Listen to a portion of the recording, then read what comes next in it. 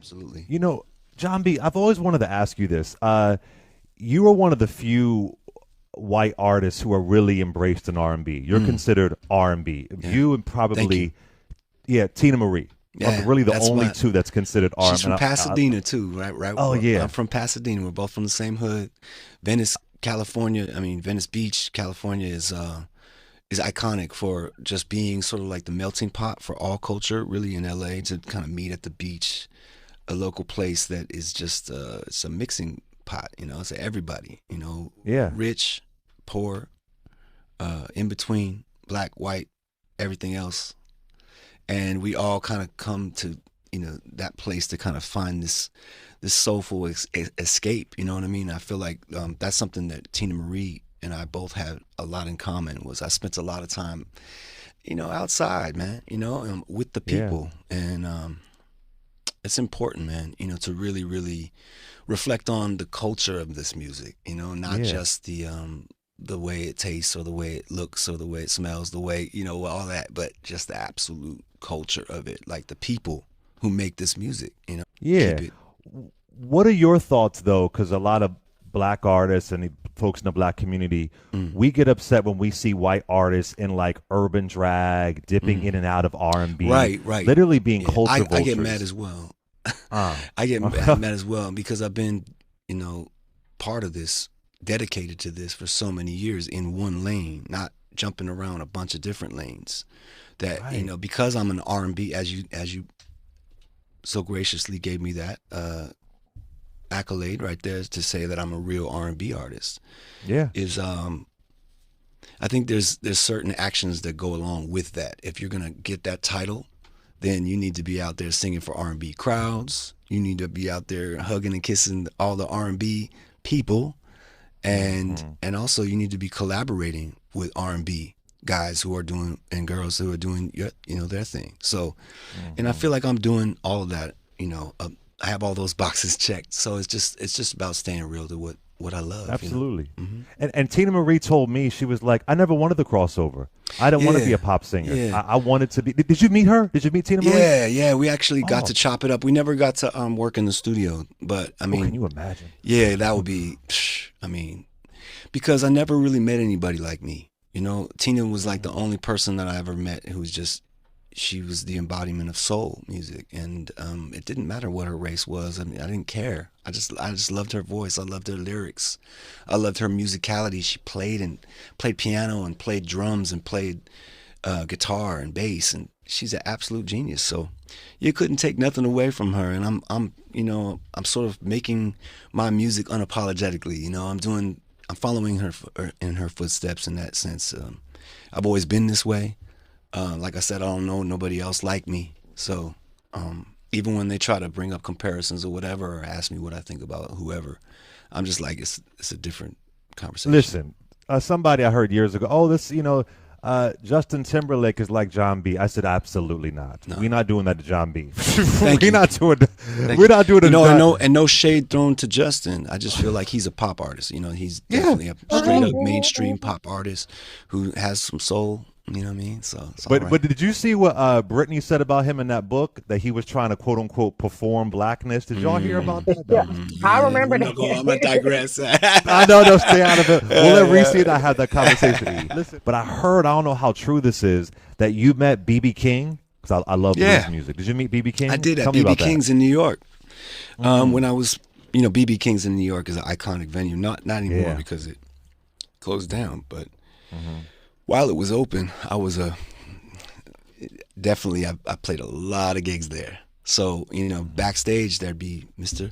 King, and he'd be on the other side in the bar, and we had a little moment, chopped it up with him while he was with his 2 feet on the planet. You know what I mean? So it was nice to meet the man, shake a hand, and play in his venue, iconic venue. Yeah, and one of the Had some best. great One of the shows best. there. Now, I know that you were heavily influenced by Luther Vandross. Did you ever Yeah. meet or connect with him? Yes, actually, I produced a song for Luther and wrote a song for him. It's called Oh, "Grown wow, I didn't know Things." that. Yeah, it's called What was it called? "Grown Things." Grown Things. Yeah, and yeah, we got on the Grammy winning album that is we had "Excuse Me Miss" on that album, Excuse me, Wow. miss. Yeah. Warren Campbell beat me out for the single on that one. Big up my man Warren Campbell. He wrote that record and produced that. Uh, But yeah, getting to work with him, the likes of you know, like Luther Vandross is up there with the baby faces. He's up there with the Stevie Absolutely. Wonder and Michael Jackson. He's he's before Johnny Gill.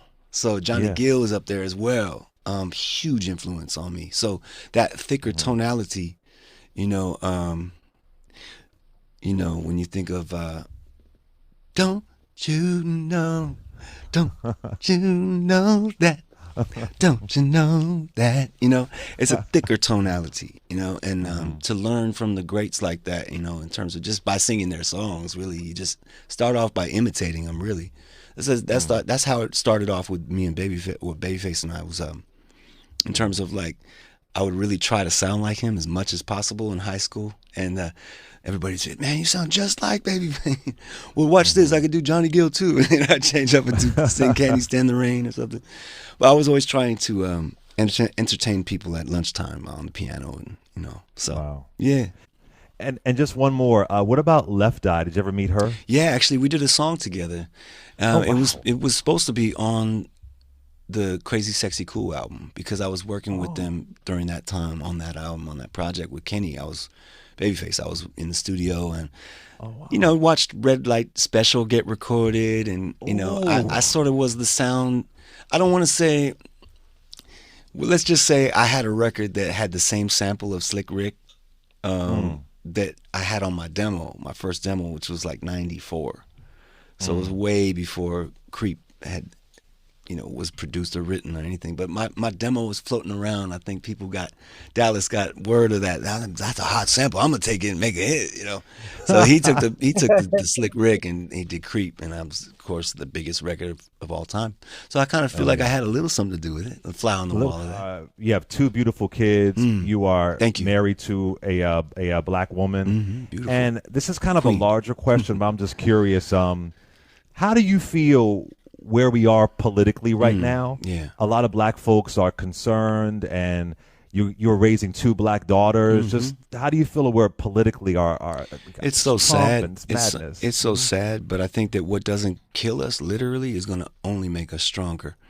I watched Altadena, my hometown, burn up very recently, and Mm, that alone was something that's catastrophic, something that's unexplainable through words. Maybe if you see somebody crying, at the level that I've seen some people cry, well, maybe that would put it into perspective when people lose their entire. It has nothing to do with politics, but it has a lot to do with the fact that there was no water in our reserves from, to even put out the fire, um, which is a governmental issue, and that's yeah. a lack of responsibility on their parts. I think that politics has never been my thing to speak Hmm. on, Sure. because I don't have enough knowledge in politics to Yeah. know. But I know common sense, and right now, common sense we don't have any. Our politics are not. They're not. It never made sense, but now we're really on the level of the craziest thing I've ever seen, and I'm 50 years old. This is beyond what I thought I was going to have to raise my children in. We are already working on trying to really unify the world through arts. My generation, um, and I'm a product of a multiracial environment. We live in the real world. There's more than just your own kind. That's And right. if you don't get along with more than just one kind of person, you're not really living in the world. You're living in your own idea of what you want the world to be, but that ain't the real world. Mm, So yeah, mm. I think it's time to get strong, everybody. It's time to unite and really continue the fight of what it is to be human, and really have, like, to show some remorse for people, who have lost so much, and also we really lack empathy right now as a people. I'm talking about human race. We need more empathy. We need more honesty. Lyrically, I'm trying to be as honest as I can with my music, and so that's what I can do to put good energy out there and stay on the frequency that I'm on and I've been on, and others have stayed on the same frequency with me. So that's been an absolute blessing. I just want to continue that.